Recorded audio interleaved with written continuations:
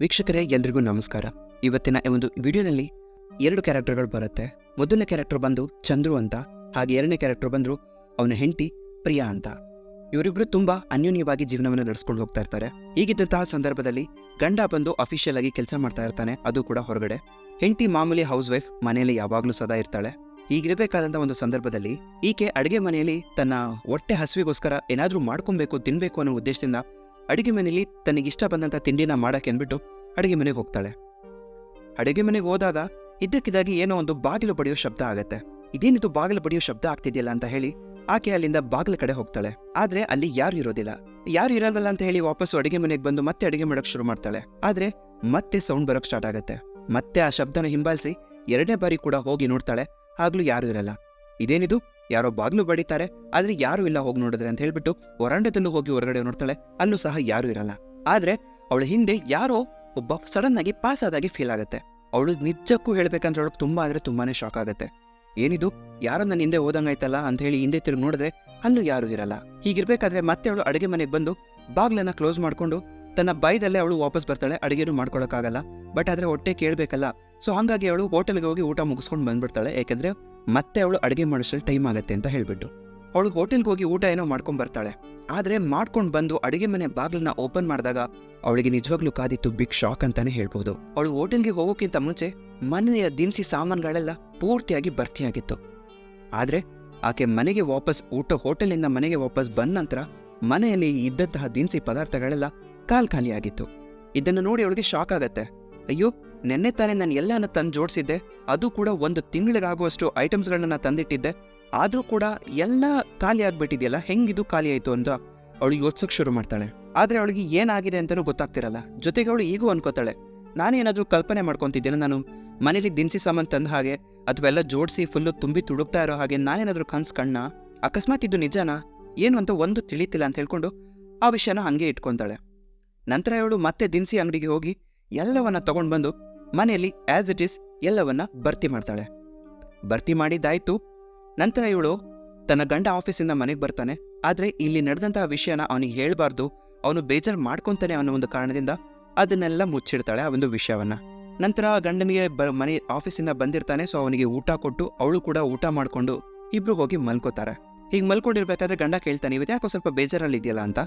ಆಗ ಹೆಂಡತಿ, ಏನಿಲ್ಲ ರೀ, ಹಂಗೆ ಸುಮ್ಮನೆ ಅದು ಇದು ಅಂತ ಹೇಳಿ ಮ್ಯಾನೇಜ್ ಮಾಡ್ಕೊಂಡು ಅವತ್ತಿನ ರಾತ್ರಿ ಕಳೀತಾರೆ.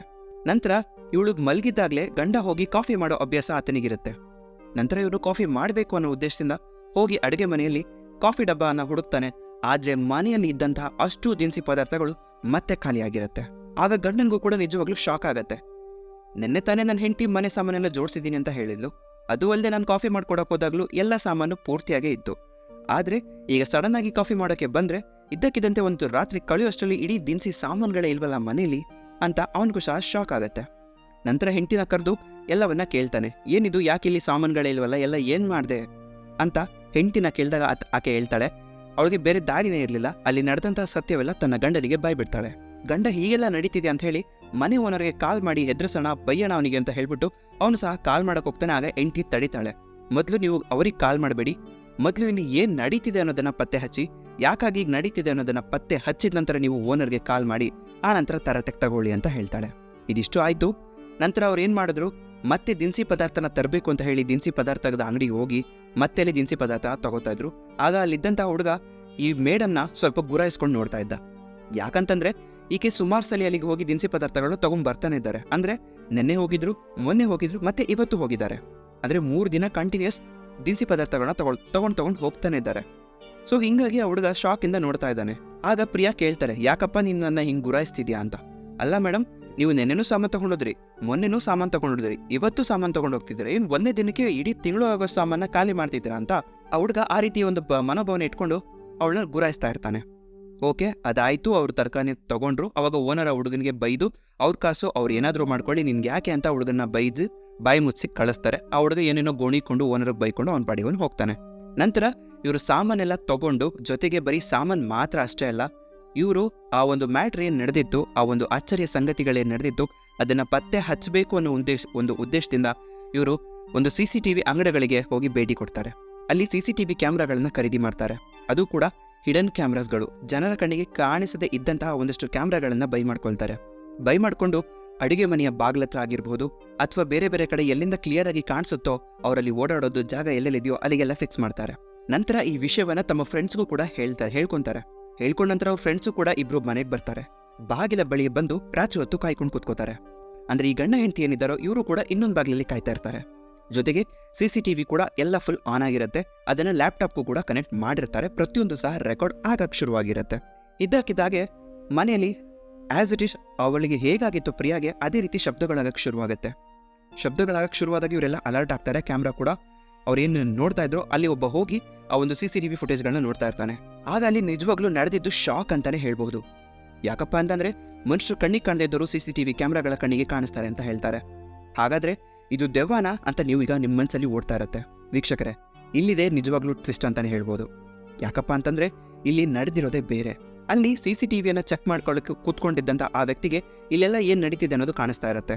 ಜೊತೆಗೆ ಇವರು ತಮ್ಮ ಸೆಲ್ ಫೋನ್ಗಳ ಮುಖಾಂತರ ಕಾಂಟ್ಯಾಕ್ಟ್ನ ಇಟ್ಕೊಂಡಿರ್ತಾರೆ. ಅಂದ್ರೆ ಅಲ್ಲಿಂದ ಮಾತಾಡೋದು ಇವರಿಗೆ ಕೇಳಿಸ್ಬೇಕು, ನಂತರ ಇವ್ರು ಹೋಗಿ ಅಟ್ಯಾಕ್ ಮಾಡಬೇಕು. ಸೊ ಈ ರೀತಿಯಾಗಿ ಒಂದು ಪ್ರಕ್ರಿಯೆನ ಮಾಡ್ಕೊಂಡಿರ್ತಾರೆ. ಹಿಂಗಿರ್ಬೇಕಾದ್ರೆ ಅವರು CCTVಯಲ್ಲಿ ನೋಡ್ತಾ ಇದ್ದವ್ರಿಗೆ ಗೊತ್ತಾಗತ್ತೆ ಅಲ್ಲಿ ಯಾರೋ ಒಬ್ಬ ವ್ಯಕ್ತಿ ಅಡಿಗೆ ಮನೆಗೆ ಬರ್ತಾ ಇರೋದು ಗೊತ್ತಾಗತ್ತೆ. ಆತ ಬಂದು ಮನೆಯಲ್ಲಿರೋ ದಿನಸಿ ಸಾಮಾನೆಲ್ಲ ಒಳಗಡೆ ಹಾಕೊಂತಿರ್ತಾನೆ. ಆದ್ರೆ ಆ ವ್ಯಕ್ತಿ ತನ್ನ ಮುಖಕ್ಕೆ ಫುಲ್ಲು ಒಂದು ಸ್ಕಾರ್ಫ್ ಅನ್ನಾಗಿರ್ಬೋದು ಅಥವಾ ಒಂದು ಟವಲ್ಗಳನ್ನಾಗಿರ್ಬೋದು ಸುತ್ತಕೊಂಡಿರ್ತಾನೆ. ಆತನ ಮುಖ ಯಾರಿಗೂ ಕಾಣಿಸ್ಬಾರ್ದು ಅಂತ ಹೇಳ್ಬಿಟ್ಟು. ಈ ರೀತಿಯಾಗಿರ್ಬೇಕಾದ್ರೆ ಅವರು ಆ ವಾಕಿ ಟಾಕಿಗಳ ಮುಖಾಂತರ ಅಂದ್ರೆ ಆ ಫೋನ್ ಕರೆಗಳ ಮುಖಾಂತರ ಅವರಿಗೆ ತಿಳಿಸ್ತಾರೆ ಮನೆಯೊಳಗಡೆ ಯಾರೋ ಬಂದಿದ್ದಾರೆ, ಅಡುಗೆ ಮನೆಯಲ್ಲಿ ಯಾರೋ ಒಬ್ಬ ಆ ಕದಿಮ ಇದ್ದಾರೆ, ಅವರದನ್ನೆಲ್ಲ ತುಂಬ್ಕೋತಾ ಇದ್ದಾರೆ ವಸ್ತುಗಳನ್ನ ಅಂತ ಹೇಳ್ಬಿಟ್ಟು ಹೇಳಿದ ತಕ್ಷಣ ಅವ್ರು ಬಂದು ಒಳಗಡೆ ಈಚೆ ಇದ್ದಂತಹ ಇಬ್ಬರು ವ್ಯಕ್ತಿಗಳು ಒಳಗಡೆ ಬಂದು ಅವ್ರನ್ನ ಹಿಡ್ಕೊಂಡು ಆ ಮುಖಕ್ಕೆ ಸುತ್ತಿದ್ದಂತಹ ಒಂದು ಮಾಸ್ಕ್ ಗಳನ್ನ ಓಪನ್ ಮಾಡ್ತಾರೆ. ಆಗ ಓಪನ್ ಮಾಡಿದಂತಹ ಗೊತ್ತಾಗೋದು ಆ ಓನರ್ನ ಮಗ, ಆ ಮನೆಯ ಓನರ್ ಏನಿದನೋ ಆ ಓನರ್ನ ಮಗ ಈ ರೀತಿಯಾಗಿ ಕೆಲಸ ಮಾಡ್ತಿರೋದು ಗೊತ್ತಾಗತ್ತೆ. ಆ ಓನರ್ ಏನಿದನೋ ಆತನ ಮಗನಿಗೆ ಆತ ದುಡ್ಡನ್ನೇ ಕೊಡ್ತಾ ಇರಲ್ಲ. ಮಗ ಹಾಳಾಗ್ಬಿಡ್ತಾನೆ ಅನ್ನೋ ಭಯ ಆ ಓನರ್ಗಿರುತ್ತೆ. ಆದ್ರೆ ಮಗನಿಗೆ ಬೇರೆ ಚಟಗಳಿರುತ್ತೆ. ಸೊ ಹಂಗಾಗಿ ಇವನಿಗೆ ದುಡ್ಡು ಬೇಕು. ಸೊ ಆ ದುಡ್ಡು ಎಲ್ಲಿಂದ ಬರುತ್ತೆ? ಈ ತರ ದಿನಸಿಗ ಸಾಮಾನುಗಳನ್ನೆಲ್ಲ ಕದ್ಕೊಂಡು ಹೋಗಿ ಮಾರ್ಕೊಳ್ಳೋದು ಕಮ್ಮಿ ರೇಟಿಗೆ. ಆವಾಗ ಒಂದಿಷ್ಟು ದುಡ್ಡಾಗತ್ತೆ. ಆ ಒಂದು ದುಡ್ಡಿನಲ್ಲಿ ಈತ ತನ್ಗೆ ಏನೇನ್ ಬೇಕು ಚಟಗಳನ್ನ ತೀರಿಸ್ಕೊಳ್ಳಕ್ಕೆ ಯೂಸ್ ಮಾಡ್ಕೋತಾ ಇದ್ದ. ಇದನ್ನೆಲ್ಲ ಅವರು ಆ ಒಂದು CCTV ಮುಖಾಂತರ ಪತ್ತೆ ಹಚ್ಕೊಂಡು ಆ ಹುಡುಗನ್ನ ಮತ್ತೆ ಸರಿದಾರಿಗೆ ತರೋ ಪ್ರಯತ್ನವನ್ನ ಮಾಡ್ತಾರೆ. ಇದಿಷ್ಟು ಆದ ನಂತರ ಈ ಮನೆ ಸಹವಾಸನೆ ಬೇಡ ಅಂತ ಹೇಳಿ ಆ ಮನೆಗೆ ಕೈ ಮುಗಿದು ಅಲ್ಲಿಂದ ಹೊರಡ್ತಾರೆ. ಆಕ್ಚುಲಿ ಅವರು ಬಾಡಿಗೆ ಇದ್ದಿದ್ದು ಬೆಂಗಳೂರು ಸಹವಾಸ ಬೇಡ ಸಾಕು ಅಂತ ಹೇಳ್ಬಿಟ್ಟು ಆ ಒಂದು ಮನೆಯ ಬೀಗ ಹಾಕಿ ಅವರು ಅಲ್ಲಿಂದ ನಿಮ್ಮ ಮನೇನು ಸಾಕು ನೀವು ಸಾಕು ಅಂತ ಹೇಳಿ ಓನರ್ ಕೈಗೆ ಬೀಗ ಕೊಟ್ಟು ಅಲ್ಲಿಂದ ಹೊರಟು ಅವರ ಊರಿಗೆ ಹೋಗಿ ತಲುಪ್ತಾರೆ. ಗೆಳೆಯರೆ, ಈ ಸ್ಟೋರಿ ತುಂಬಾ ಇಂಟ್ರೆಸ್ಟಿಂಗ್ ಆಗಿತ್ತು. ಆದ್ರೆ ಕೊನೆಯಲ್ಲಿ ನಿಜವಾಗ್ಲೂ ನಿಮ್ಗೆಲ್ಲ ಸಸ್ಪೆನ್ಸ್ ಅಂತ ಅನಿಸಿತ್ತು. ಆದ್ರೆ ಅಲ್ಲಿ ನಡೆದಿದ್ದೇ ಬೇರೆ. ಹೌದು, ಇದು ನೈಜ ಕಥೆ ಆಗಿರೋದ್ರಿಂದ ಇದು ಏನಿದೆಯೋ ಅದನ್ನ ಆಸ್ ಇಟ್ ಈಸ್ ನಿಮ್ಮ ಮುಂದೆ ಹೇಳಕ್ ಪ್ರಯತ್ನ ಪಟ್ಟಿದ್ದೀನಿ. ನನ್ನ ಈ ಒಂದು ಚಿಕ್ಕ ಶ್ರಮಕ್ಕೆ ನಿಮ್ಮಿಂದ ಬಯಸೋದು ಒಂದೇ ಒಂದು ಲೈಕ್, ಹಾಗೆ ಚಾನಲ್ನ ಸಬ್ಸ್ಕ್ರೈಬ್ ಮಾಡ್ಕೊಳ್ಳೋದು. ದಯವಿಟ್ಟು ಚಾನಲ್ ಸಬ್ಸ್ಕ್ರೈಬ್ ಮಾಡಿಕೊಂಡು ನನಗೆ ಇದೇ ರೀತಿ ಸಪೋರ್ಟ್ ಮಾಡ್ತಾ ಇರಿ. ನನ್ನ ವೀಡಿಯೋಸ್ಗಳನ್ನ ಪೂರ್ತಿಯಾಗಿ ನೋಡ್ತಾ ಇರಿ, ಸಪೋರ್ಟ್ ಮಾಡಿ ಅಂತ ಕೇಳ್ಕೊಂತ ಮತ್ತೆ ನಾನು ಇನ್ನೂ ಇಂಟ್ರೆಸ್ಟಿಂಗ್ ಮಾಹಿತಿ ಜೊತೆಗೆ ಹಾರರ್ ಸ್ಟೋರಿಗಳ ಜೊತೆಗೆ ನಿಮ್ಮ ಮುಂದೆ ಬರ್ತೀನಿ. ಅಲ್ಲಿವರೆಗೂ ನಮ್ಮನ್ನ ಮಿಸ್ ಮಾಡ್ಕೊತಾ ಇರಿ ಅಂತ ಹೇಳ್ತಾ ವಿಡಿಯೋ ನೋಡಿದ್ದಕ್ಕಾಗಿ ನಿಮಗೆಲ್ಲರಿಗೂ ಧನ್ಯವಾದಗಳು ವೀಕ್ಷಕರೇ.